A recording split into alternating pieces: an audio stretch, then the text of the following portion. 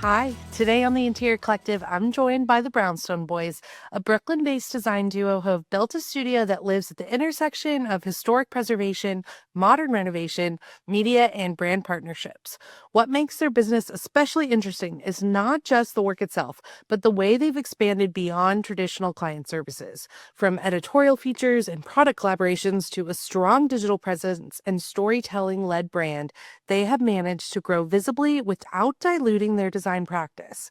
In today's episode, we're talking about what it actually looks like to turn attention into leverage, how they decide which opportunities to pursue, how they protect their studio operations while expanding into new lanes, and what interior designers should think about if they want to build a platform alongside a service-based business. As always, we'll get into the practical side, team structure, pricing models, decision-making frameworks, and what's next behind the scenes.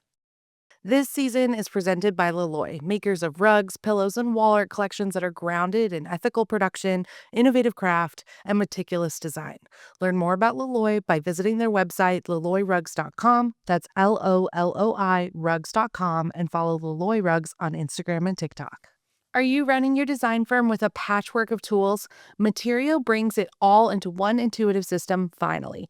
Try it free at getmaterio.com and get 50% off your first month as an Interior Collective listener. That's GETMATERIO.com. Hello, Barry and Jordan and Sailor. Welcome to the show. Thank you guys so much for making time for me. To those listening, I absolutely bailed on them last minute because I was so violently sick last week. Thank you guys for accommodating my schedule changes. Totally fine. Thank you for having us. We're very excited. I'm so happy to hear you're feeling better. Thanks for having us. I'm so excited to chat with you guys because we chatted. We were supposed to get to do it in person. It's been some I saw from your emails corresponding before this. You were like, oh, a couple years ago you were hosting us. And I was like, has that already been a couple years? And I looked and it literally has already been a couple years. That's crazy. I Uh, know it's crazy. Every time we meant to talk with each other, something happens and it just always either gets pushed. We were supposed to do an in-person panel in Dallas and our flight was canceled. So we had to do it virtual for our book talk. And I mean, it was so easy talking to you, but it was just very strange for us to do this virtual. It was like Yeah. kind of COVID times for us. It was our head on the screen, I guess.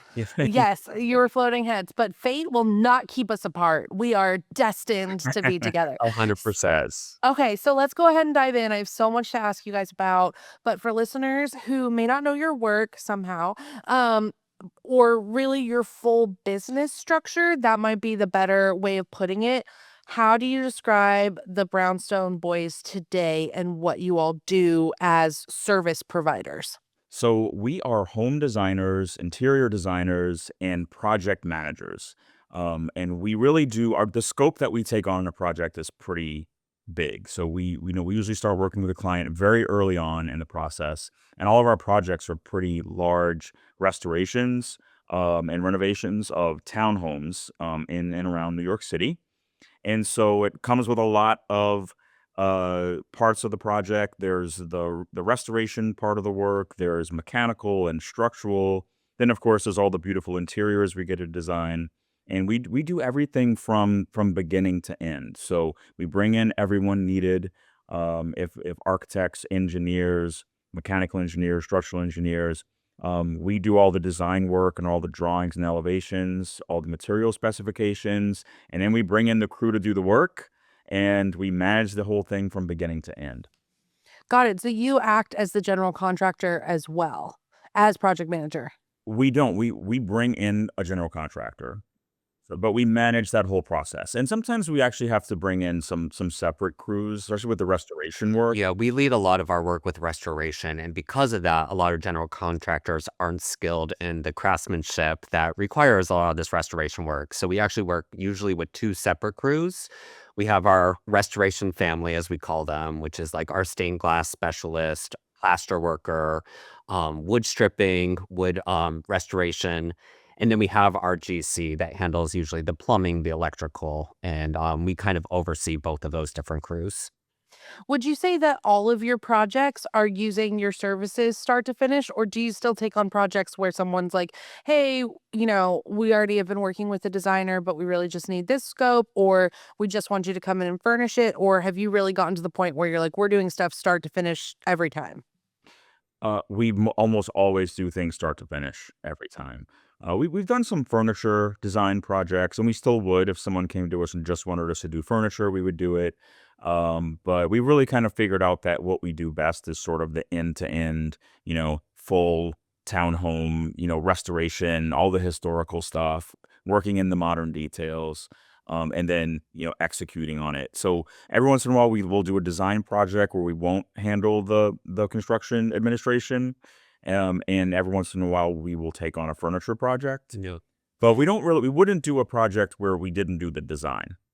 So we definitely want to make sure we do the design. So even though we could come in after the fact after another designer did the design, it's just not something where we would be interested in, I guess. Yeah, there was 2 projects in particular that we came in, I wanna say halfway through the project, and they had already assembled the full team, and I think those are 2 projects that really stick out in for us being kind of the messier projects that we were involved with, just because we weren't there from the beginning, and there was so much work that goes up front, as you know, and I'm sure all the designers listening, there's so much work building that scope and, setting the plans that we just really love being part of, and I think it's necessary in kind of the trajectory of our business right now. So, you guys work in what I would say is like the most difficult possible place to do all of this between the historic renovation and just the logistics of being in the city. How many people are actually like on your team facilitating? Is this just the two of you, or do you have minions?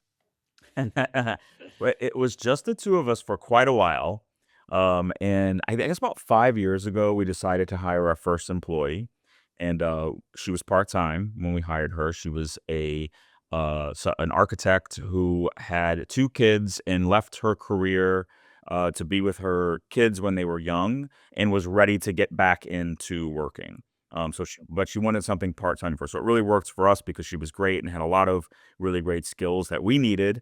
But we weren't ready to hire someone full time yet, so it was a good thing for us. She's actually still with us, and she's now full time, and she's been with us. She's our first hire, and she's been with us for more than So 5 years grateful for now. her. I'm so grateful. Carrie is her name. Thank you, Carrie. If you're out there listening. And we have 2 other employees now. We have another architect on our team that helps us with our design and drawings and client presentations, and we have a creative assistant, like production assistant as well, that helps with all the content strategy and social media content stuff that we do. Yes, because that's definitely like it's a whole business in itself, certainly. Um, Sticking to design services, how many projects at a time is like a really good sweet spot for a studio of your size? So that is a good question that we have been trying to figure out for many years, and we actually every year or so, and for someone like Carrie who's been with us, she probably chuckles a little bit, but we have a Brownstone Boys 2.0, Brownstone Boys 3.0. I think we're on like 6.0 at this point, where we keep kind of like reinventing the process a little bit because we're like, okay, we're figuring out things that are working, things that aren't working. And so we're still doing that. So we actually decided to add a couple of new positions that we're working on right now. Right now, we have the 2 of us, and we have our designers and project managers, Carrie and Garrett, and they each have their own projects. And what we decided to do is have them in a project as a lead designer, and then also have a separate project manager in the project. So each project will have a little bit more of a team approach to it. So we're looking to hire those positions now. But as far as how many projects we can have, we in different phases, I would say around 10. We probably have a few that are in architecture and design. We have a few that are under construction, and we have a few that are in punch lists and kind of wrapping up. But it sometimes might get up to 12 or so, but usually, some of them are, and there's not much happening in, 1 or 2 of them because we're kind of at the end of the road. But somewhere in there is where we usually are. The 7 to 10 range feels comfortable for us. Anything outside that, which, projects are all in different phases, and very much a project and punch list is still a project. And we're, dealing with sometimes double the amount of work in that punch list phase. So I really would love for kind of us to be in that 7 project range before we tackle a new project. Mm. I am so curious, that transition that you're in right now, going from lead designer slash project manager to really distinguishing those 2 roles. Can you talk to me about the pain points that you were experiencing where you felt like this is why we need to do this? Because I feel like an overwhelming number of studios are kind of right there or could be there in the next year or 2. It's very common for someone to have their lead designer project managing as well. Talk to me about those pain points and also how you're kind of preparing for that financially. I think people get really caught up in, like, you guys were just talking about hiring 2 more roles. It's like, "Okay, well, how do I cover the overhead of 2 more people?"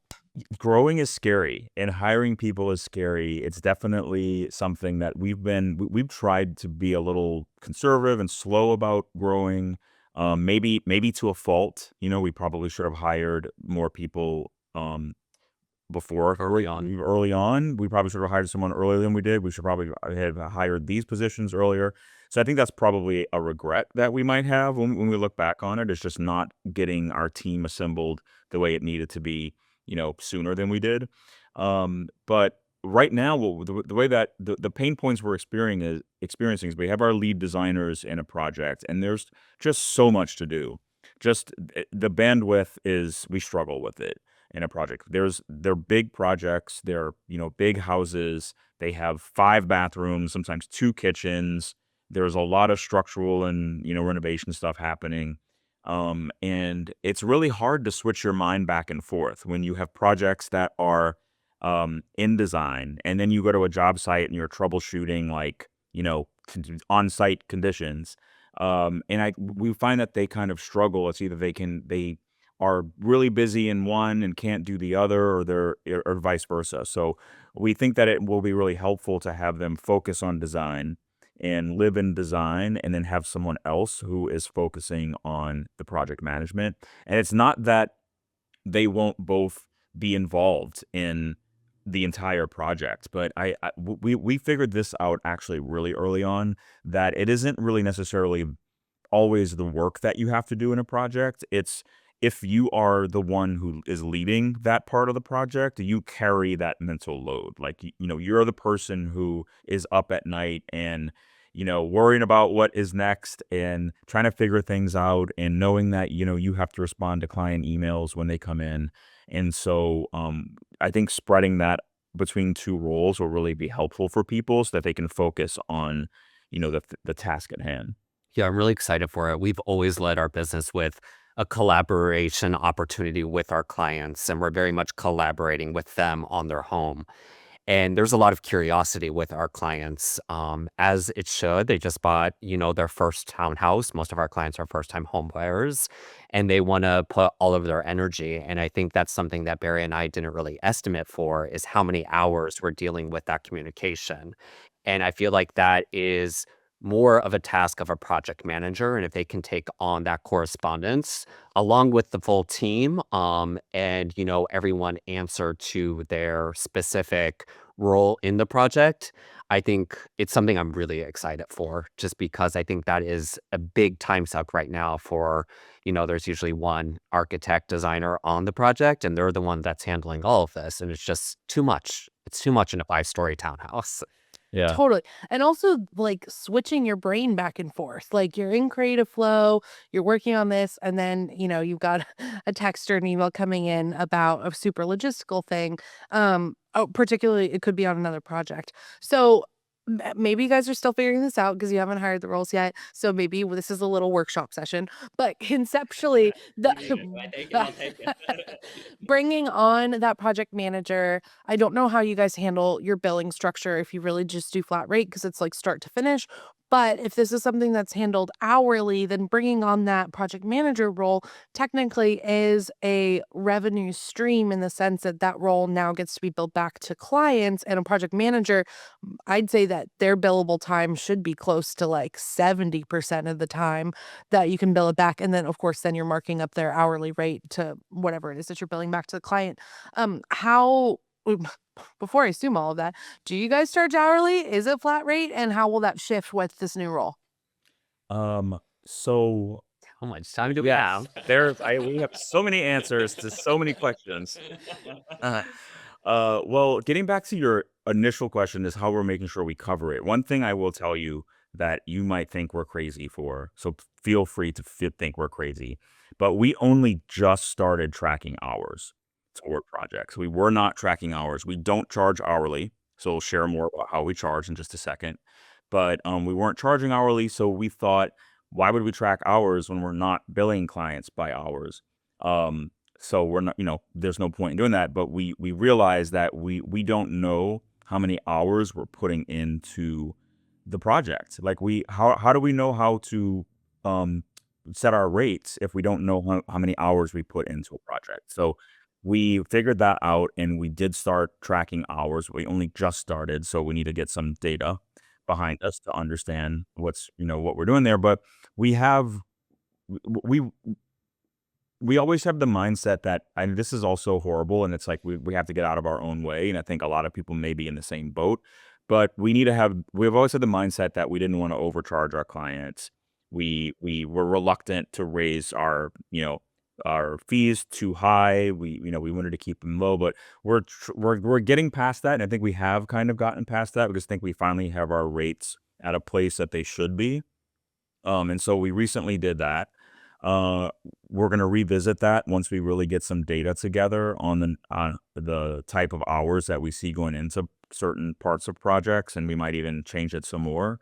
But the way that we handle our billing right now is we have a flat fee, a flat design fee, and then once that's for the time that we spend in the design phase, getting the project set up, getting everything specified, getting all the drawings done, going through the architectural process, getting the approvals for the project.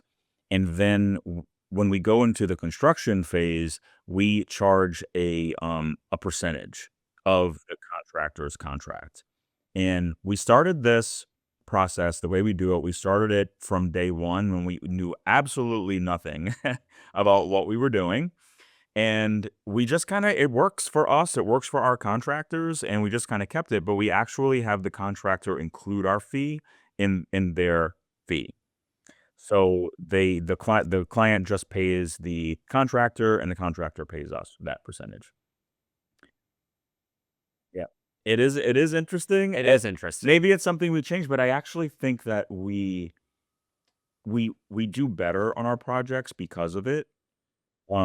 So I think that if we look at the total amount that we earn on a project, it's more with that arrangement than it would be if we just build our clients. Yeah, so interesting. And I also could see that you have like the contractor has like a bit more skin in the game for the design execution, like with you technically being on their team. That's so interesting. Okay, I have a lot to think about. We've also always felt that, we because of the role that we play in the project, we really do take work off of the contractor's plate.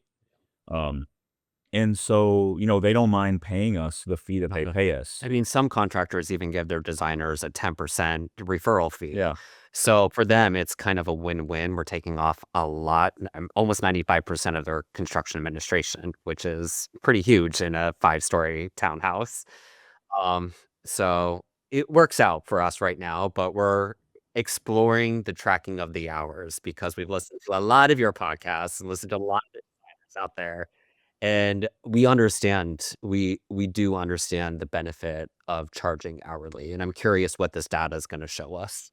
Yeah, and one thing that we still are working through is that we put a lot of hours into our projects, and we don't have a lot of limitations on those hours because of the way that we're billing. We're not charging the client hourly, so they have access to us as much as they want. They don't ever feel bad about asking questions and asking us on site, which we do a lot anyway, or asking us to, um, to do extra work because there's no limitation on it because But they're not paying hourly. but now 7 years into our business, our contract is very on point, and that is also something that we're constantly revising.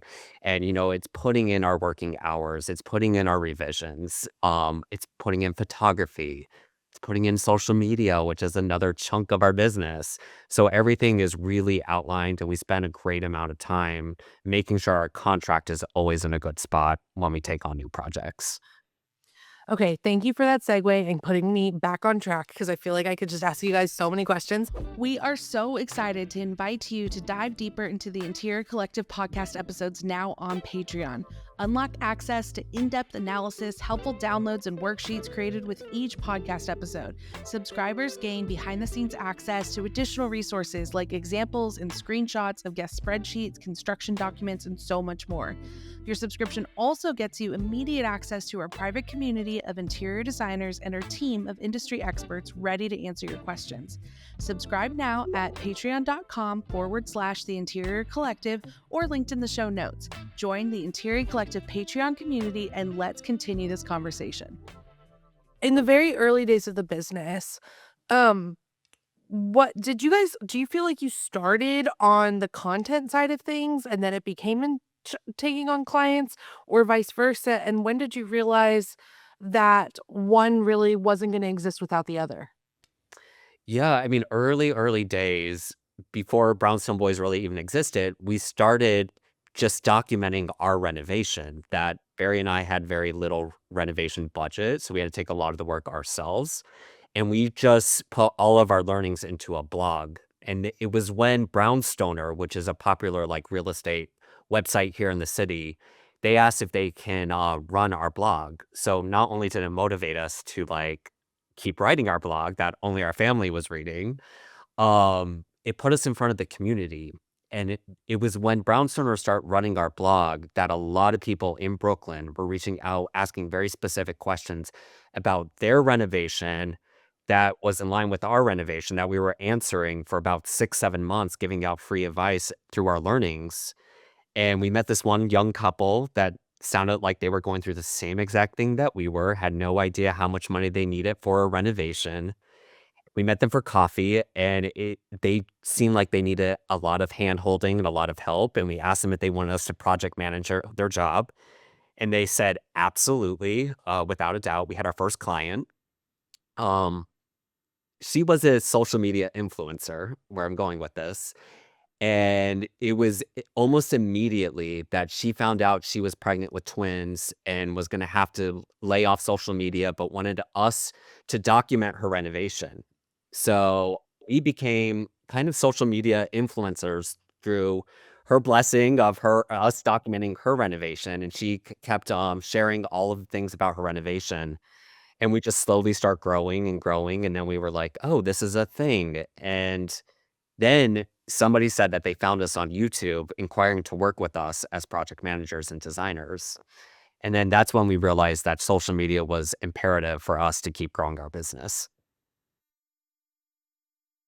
At that point, it was imperative as a marketing tool. What at that point was it imperative from its own like revenue stream aspect, or was it strictly content was attracting the clients? I think that in the beginning, we didn't really know we decided we would share our journey and our renovation. And in addition to everything that Jordan just said, also there's a local real estate blog called Brownstoner that started running our blog. So it gave us a lot of motivation to write. And we just developed an audience. And I remember that there was a time where we were like, this is cool. And people are reading our blog and we're getting a lot of followers on Instagram. But we didn't really know how we could monetize it at that point. We're like, there's something here. We just don't exactly know what to do with it yet. And so we just kept doing it. We just kept going. And that's what we figured out. We could take on clients because people were reaching out to us like maybe we should take clients on, and that can be a way that we can start a business. And then also, in addition to writing for Brownstoner, we started getting brand deals where brands would reach out, and they were like super tiny, little tiny things at first. And that eventually got bigger and bigger, and we had the opportunity to eventually, as we grew, work with all of these really amazing brands. And now we have someone who supports us on our team as well with that, and we have an agent that we work with that helps us with all the contract stuff. And so it really is. And for the last, I would say, 6 years, or maybe even more, 7 years, I think we've really felt like we own two businesses. We have our design and renovation business, and we have our brand and content business, and they're both, you know, surprisingly neck and neck every year as far as how much revenue that we earn as a business in general. And when we meet with our clients for the first time, I always ask them how they found us. And every single one of our paying clients has referred to our YouTube videos. So they kind of know, and never have we had anybody ask us for a referral, which is also interesting. So I think through us putting in long form videos of documenting our renovations, they feel this comfort of knowing who we are, how we work, and they see the full process. They can go back and watch that beginning demo video. They can watch month 7th video, and then they can watch the big reveal, and they know exactly the trajectory of what their renovation.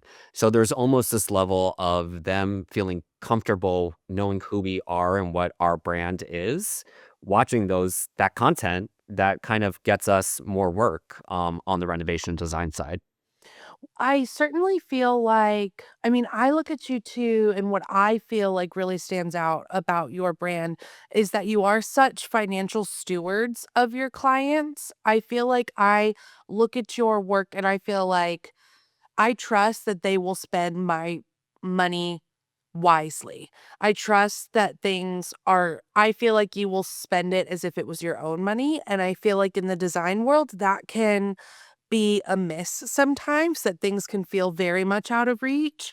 And so I can absolutely understand that from your YouTube, someone says, I trust you and I want you. Obviously, I love your design work and I love your personality, but I also feel like this is so much money. And like you said, often your clients are first time home buyers, which is a little jaded when we're talking about a first time home buyer in New York City versus a first time home buyer across the country. But I do think that that really stands out because of the platforms you've chosen to be on. So can you actually talk us through what platforms you are spending time and investing resources into when we're talking about social media? Yeah, 100% YouTube. And it's probably our largest expense just because, with more videos comes, you need to be consistent. So because of that, we have these different levels where Barry and I'll still film us on our iPhone occasionally, but then for our big reveals of our projects, we're hiring the videographer, we're hiring a stylist, we're hiring all the things. And it's something that we invest in. So there's YouTube, there's Instagram, which is where we get a lot of our brand campaigns through. And we just recently launched a Substack, which we're excited because Brownstone Boys started by a blog, and we kind of went MIA with our blog for the last 2 years. And now with our new relaunch of Substack, it's a way of that us just getting closer with our community and going back to why we really started, and that is, supporting others that are going through this process and just kind of being their boys on the side and helping them along the way. I know people are furiously taking notes right now, and I just want to make sure I did not hear you mention TikTok. Is that correct? Yeah, Did not hear us say TikTok. we do not invest in TikTok. We will repost all the content that we're making for either YouTube Shorts or Instagram to TikTok, but we don't have a TikTok strategy. We don't do any of the TikTok trending things. It's been a platform that we just kind of never put our love and attention into. I But think that's that is interesting. also. You do have a TikTok account. You just are recycling content to it. Okay, that's interesting. Yeah. Yeah. I think there's so many things out there, and each one takes so much time and effort. It is not a quick and easy thing, like, to develop all of the content and work with we working with brands the way that we do, and having a content strategy. It actually is quite time consuming. And so if you try to spread that across every single platform that's out there, it's going to be tough to do a really good job at any one of them. You're probably gonna be touch each one very lightly. And so we decided to really focus on Instagram and YouTube, and then just recently add Substack to it. We also use Pinterest as well. We actually hired someone to help us with our Pinterest account because again, we didn't have the bandwidth to focus on another one, but we felt like in the design space is really important to have a good presence on Pinterest, and so someone helps us with that. But that's where we decided to focus, and we haven't really felt the need to put much more effort into TikTok.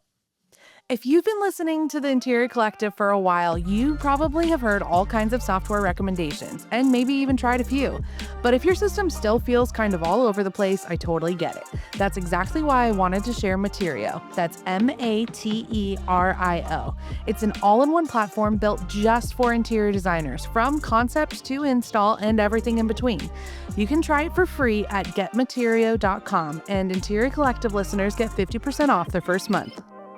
I think what is so great about your content is that your content you're putting out directly aligns with the projects you're putting out. And I think that that's because there is crossover. But I feel like designers and studios struggle with that because the content you're producing for social is sometimes for a different audience than the people who are actually calling you. Can you talk to us about how you've kind of bridge that gap? How do you get clients on board to like allow you to document things? That's something that I hear from our clients all the time is that like, they sign NDAs, they're not allowed to talk about their clients, they're not allowed to show those projects in some cases. How are you guys so masterfully bridging your content and what the general universe wants to see, as well as it still being a direct funnel to people paying you to design and build their house? Yeah, I think there's a couple different answers to that question, but for us, it's really the knowledge of who our audience is and why they follow us. And I spend so much time on our insights, really looking at our demographic, who's following us in what cities, why are they following us, what reels do better versus not well at all, and why, what seconds they cut up. I look at all of that because I think there is some truth and insight to that. And one of the things I'm always surprised by is how well our renovation short form content does. So we'll do a little recap reel of one of our projects, and we're in month 7th here at our reno, and we'll do a full walkthrough. And that content always does well for us, and it actually gains more followers that I think can turn into more business for us, whether it's them hiring us for a consultation or maybe inquiring about a future job of theirs. And I think the reason why is because Barry and I spend so much time with our clients knowing learning the history of the building that they're buying, and we really go into, like, a deep dive and, like, work session of naming the project, and each of our projects has a hashtag, and we really spend so much time working on these names, and there's really deep meaning in some of these names that we work with our clients on because this is gonna be a 2-year relationship with these clients, and we wanna be invested in some way and also, like, put our mark on the home that we're working on. So, I think it's because of that extra step that we go with our clients and, like, learning the history of the home that really has been beneficial for us.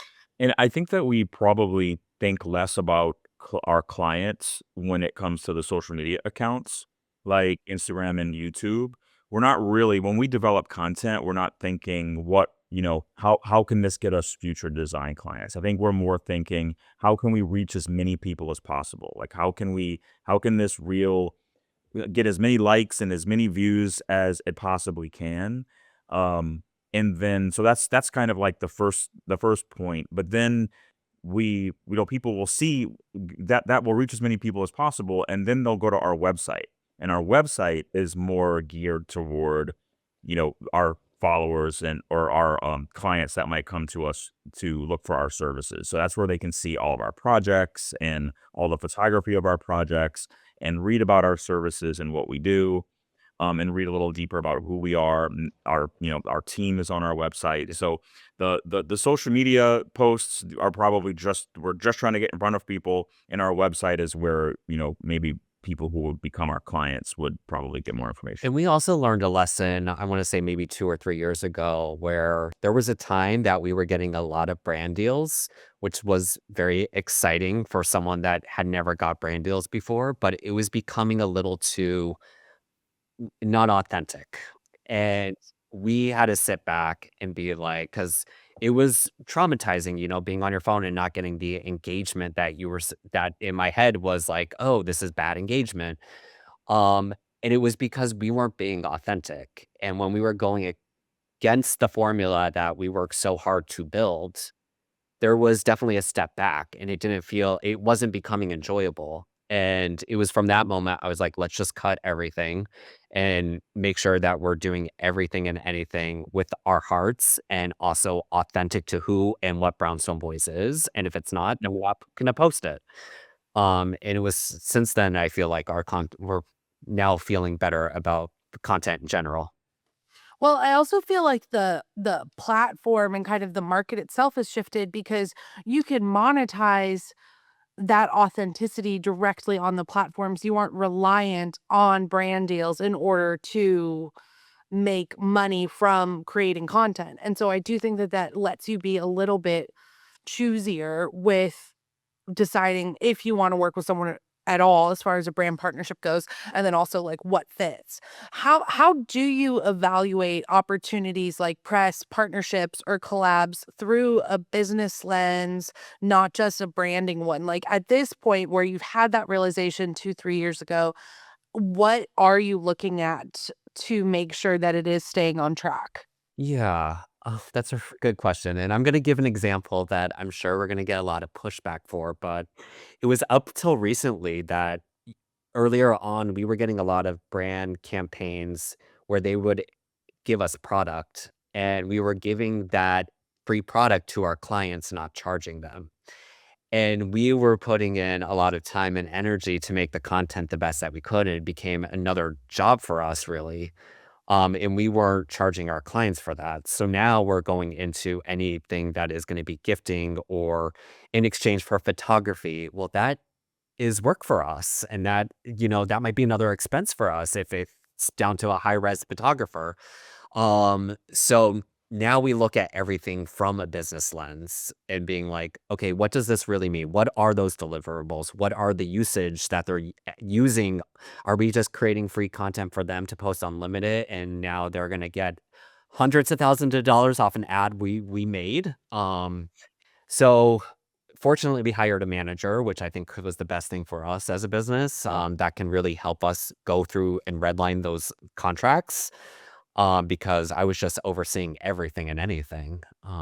So that's been very helpful. hmm yeah, and hiring a manager was a really big turning point for us. Understanding how to price and usage rights, and that was huge. And then also, I think that when we look at brand deals, we look at a couple of different things. One is we want it to be something authentic. So, like, what products and what brands would make sense for us to work with and make sense for our audience to see. And the other is kind of we always look for things that are we can have longevity with. So annual kind of ambassadorships where we can post content over the course of a year. So it's not just one thing, like okay, here's this brand that we're working with for this one thing. But if it's a brand that we talk about with our audience in our content over the course of a year or sometimes multiple years, then that's good for us because it's more authentic. And if it's a brand that we actually use and love, then it's even better. So that's kind of like what we look for that ticks all the boxes for a partner. This spring, Leloy is headed back to High Point Market with so many new introductions, including a debut rug collection that's made with a groundbreaking new construction, along with a beautiful spring season from Rifle Paper Company. They're also hosting exclusive High Point events in their showroom, including one with designer Amber Lewis. If you haven't already, book your High Point appointment at LeloyRugs.com, LOLOI Rugs.com, and make sure to follow Leloy Rugs on Instagram and TikTok.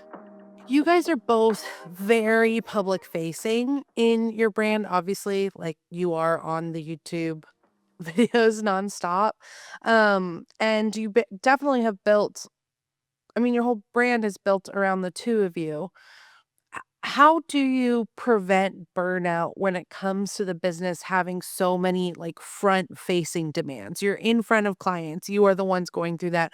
But then also you have this whole public persona in a very public place. I mean, I imagine you guys are stopped walking down the street all the time, in addition to this whole digital side of things. How do you prevent burnout and how do you keep some privacy?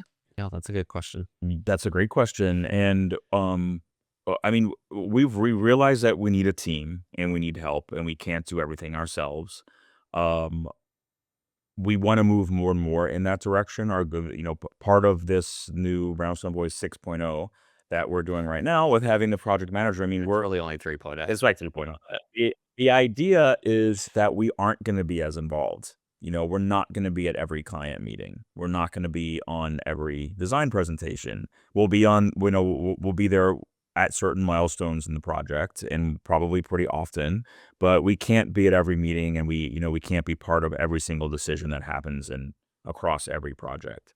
And so that's part of the changes we're making. But it is tough, and I think that we need to explain that better in our marketing materials that we have about our services, so that clients know that they're working with a team and it's not just us doing everything. So we've done a little bit of that. We need to do more, and I think we could also do that in our content because I think that our content people ask us all the time if it's just the two of us.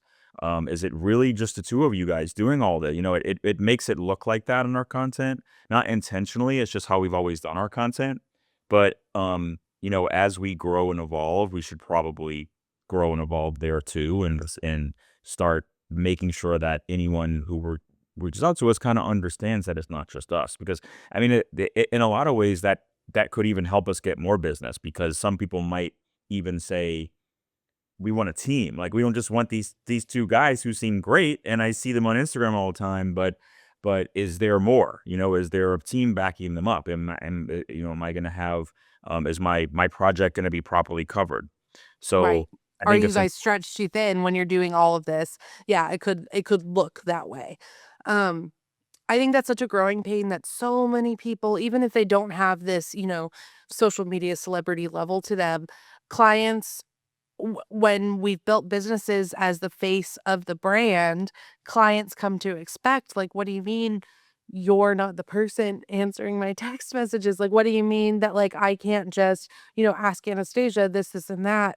And so many people, I feel like we've all gone through it. It's like you get to a point where you have to explain to a client, "You don't want me being your point of contact. Like, I am not the best person to serve you."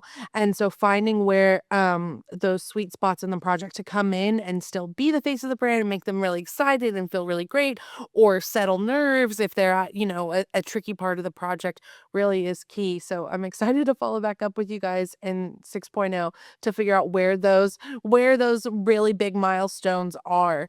Do you have thoughts, like just even off the top of your head, of where you feel like, yes, we will always be at plumbing, or we'll always be doing these walkthroughs and the client will be invited to that. If you feel from your experience, like those are really the pivotal parts of a project. yes.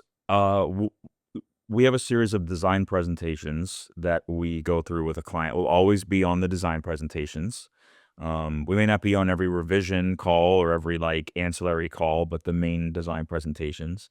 I think we'll always be there for kickoff. And what we decided to do, and our projects usually run for 12 months or so on construction. So we thought we'd be there for at least monthly. And then there might be other times, but and there's certain milestones throughout a project that we would want to be at, but we'd probably align it with our monthly on-site visit. So that's our plan right now, is just to make sure that we're kind of we're steering the ship, and we are, you know, putting the process in place, and everything is approved through us. So even when our employees are putting together design work, we're approving everything.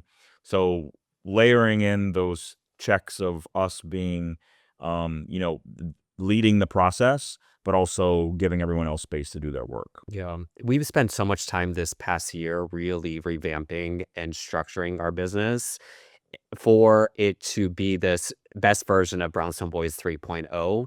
We just got a studio space this past October, which has been a game changer internally because now we're collaborating as a team. And we're also really, before we were all in our own little silos and, meeting at job sites when necessary. But now we're like really like working together. And I'm so excited for this. And I think the team energy has just changed drastically since us being there and since November. And then, Barry and I also, I don't know if you know this, I'm sure you do, but we're life partners, we're business partners, we're with each other 24/7. And it was up until recently we were doing everything together. And then we realized after we had a very powerful 3-day work session with the business coach that we need to divide and conquer in order to achieve our full list of everything that needs to be done. So now there's items that Barry is sole responsible for, which is for the better because I am not a project manager. I'm way too emotional and I recognize that. So I should not be involved in these really tough conversations with clients. But instead, I'm really a strong creative and I should be, driving the marketing side of our business. So now that we're kind of like more running our own P&L, if you will, it's been really beneficial. And I could see like this conversation that we're going to have with you in a couple of maybe a year, is only gonna be the best version of Brownstone Boys possible. Can we talk real quick about business coach?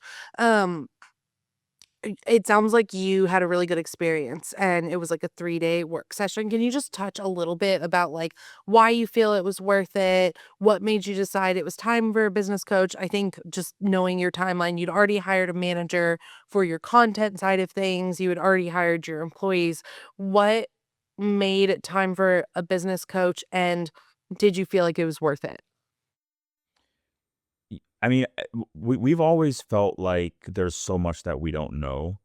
And even if we're doing things the right, most perfect way, it we never know. Like we always doubt ourselves. You know, we might be doing things like exactly the way we should, but we have no idea because how would we know? And so it was really, really helpful for us. We've never worked for another design or architecture firm. We started our company without having that knowledge and that background, and I was think about all the time, like, this would be so much easier if I spent 5 years working for another firm, and then we split off to make our own. We would kinda know how to do it. We'd have a model of how to do it, and we never had that model.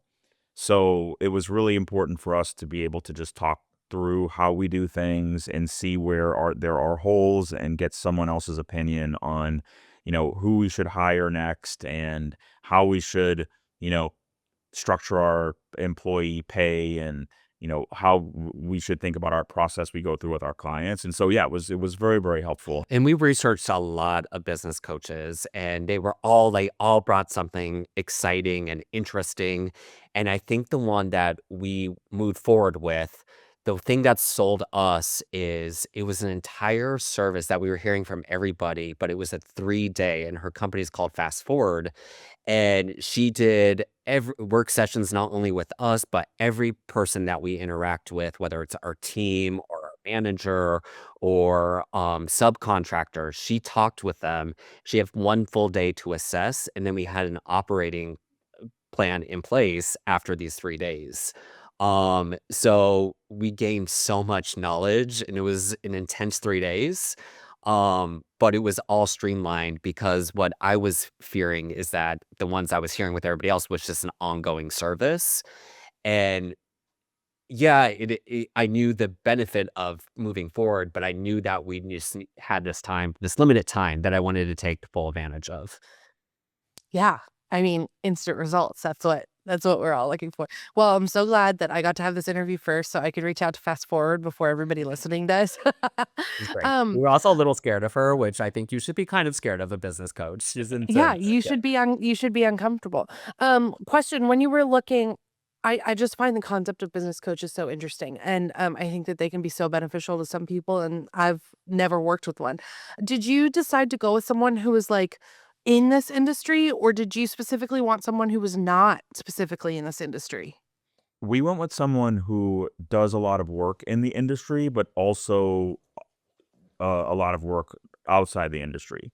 So she was more of a general business coach, not necessarily, there's so many people doing like interior designer classes and online classes, and I think a lot of them are really, really great because if you want to start an interior design business, it's great to kind of like understand it's a very specific industry. But we kind of wanted to broaden it a little bit because we not are not only an interior design business, we also have our like brand and marketing side.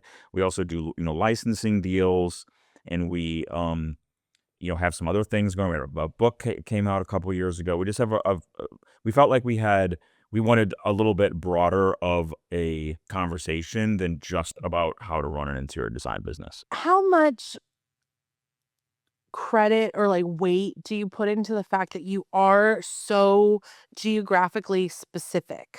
We put a lot of credit into that, and we always say like Brooklyn is the third Brownstone boy. And New York City in general is kind of like a really big part of what we do. Um, we love the community. We love that's one of the things we love about the buildings that we work in is we really, really love the types of communities that they create. And it's really important to us. And we have so much work here. Most of our work is in Brooklyn, and we live in Brooklyn, and our studio is in Brooklyn. And we do have some projects in Manhattan as well. But it's really great to be able to be here and close to all of our projects, and we haven't really had the need to go outside of New York just Yeah. because of the amount of work that we have You here. did take on a But Chicago project, and I love Chicago, and wish our firm could be kind of all over the US, but the demand of work in Brooklyn and New York City is just spectacular, and we're so fortunate that our niche is so right here, and it's, like, literally 20 minutes away that we walk into one townhouse, and it feels like an entire different project, even though it is a townhouse, a row house. But, these houses, not one is built the same, and there's, new things to explore on each and every project that we tackle. How do you how do you use that to your advantage when you're talking about content and you're looking for, what matters is the most possible views, and so you're trying to appeal to a wider audience, but then you have this incredible pipeline literally in your neighborhood? Yeah, that's a hard question. well, we've thought a lot about how, I mean, we're also a business, and so we're trying to figure out like, we can only take on so many projects a year, and we get a lot of inquiries, and we have even a bigger audience who wants to engage with us and frankly wants to work with us in some way. And it's one reason why we started our Substack is to be able to, kind of monetize on that a little bit more than we were. We also have some other ideas on how to potentially uh, provide something that anyone in the country or world can buy from us. If it's not, working directly with us as a service, it's tough in the service industry. You can't sell an unlimited amount of units when you're a service industry. We can only take on 6 or 8 projects a year. But we might have 300,000 followers on Instagram. Then, what about the rest of them? So, we're looking for ideas for that. We have some ideas of some things we want to do on our website, and we started our Substack for that as well. No. What is something super top secret that you're working on that you can share with us as we wrap up? I guess we do have something. We do. So we just finished design and we're about to get the permits for a dream project. And it is revamping a carriage house, and it is for celebrity Lizzie Kaplan and her husband Tom Riley, which I'm such a fan of her and him. And they've just been so lovely throughout the entire design process. And we're really, really, really excited to kick this project off. So that's been like a dream in the works. And it's like on this perfect street in Brooklyn. And yeah. Yeah, and that's probably our one of our more exciting projects that are kicking off this year. And then we also are working on a little TV thing right now that is going to come out, and it's going to be definitely on on YouTube and possibly on streaming network as well. Yeah, So the we'll show, see. they've been working on it for a while. It was greenlit, so now we shoot the, at the trailer, whatever, Pilot. the pilot, thank That's you. the word. Yes, Um, I'm in TV too, didn't you know? there you go. So the pilot, but, yeah, I hope we bring a little of the Brooklyn to this as well, which can always be a fun project. That is so exciting, and you have a new puppy I and a new know. office, so things are moving and grooving. Um, so for designers listening who would want to grow beyond client work someday, beyond just trading time for dollars, what is one mindset shift that you think that they could make now in anticipation of that later? I mean, I think it's like what we were talking about with how, we don't think about our social media as a way to get clients for our design business. It's not the goal of our social media. It really is not. It definitely does that for us, like 99.9% of the clients that reach out to us and inquire about working with us start with, I've been following you for years. They know all of our projects. They know them by name, and so it works. But it isn't what we're trying to do with it. And we're trying to reach a larger audience. We're trying to develop more of a brand with our social media and our content strategy. And that's one of our goals too, is to be a brand and to be a recognizable brand, to have products and licensing deals, and the sky is kind of the limit there. And that there's a lot more opportunity to reach a lot more people and to develop your business beyond just working for 2 or 3 or 4 or 10 clients or whatever you can do in a year. And so that's always been our goal. Well, I can't help but think the fact that your goal is not to get clients on social is exactly why you do get clients on social. Yeah, so I think that that is a really, honestly, refreshing insight because I think that sometimes people can put so much pressure on creating the perfect content that's going to attract exactly that next client when in reality, like you said, you can only take on 2, 3 projects a year. So do you really need to put all of these resources into attracting those exact people on your social media, or could you be looking at it as a different opportunity? Yeah, and I think it goes back to what I said earlier about being authentic. And when you're not authentic and you're not promoting something that you feel so strongly about, for us, it's restoration. So anytime I lead our content with restoration, A, we're enjoying it, B, the audience is enjoying it, and C, it makes sense. And I would just say to anybody out there that is wanting to explore content, first of all, like realize what your passions are and then lead content with your passions. And that would always, for me, always drive a successful content strategy. Well, guys, this was amazing. As always, you have just won me over with your charm and openness and graciousness. So thank you so much for taking the time. Thank you for rescheduling for me. And I just cannot wait to see what comes next out of the Brownstone Boys. Oh, Oh, thank you so much, thank you. Anastasia. This is wonderful. A dream come true. So thank you for having us. We will talk again soon, I'm sure. For more in-depth analysis of this interview, including exclusive downloads, examples, and more, don't forget to subscribe to the Interior Collective on Patreon. We are building an amazing private community of interior designers and industry experts open to candid conversations and answering questions. Join us on Patreon in the show notes or at patreon.com/the Interior Collective. Thank you so much for tuning into this episode. Producing this show has truly been the honor of my career, and I cannot believe I get to have these conversations. A big, huge thank you to our production team at IDECO Studio and Quinn Made. Your contribution literally makes this podcast feasible. And the biggest thank you to you, our listeners. Your sweet notes, DMs, and reviews mean so much to us as we work to keep our show free and always accessible. Until next time, I'm Anastasia Casey, and this is The Interior Collective, a podcast for the business of beautiful living.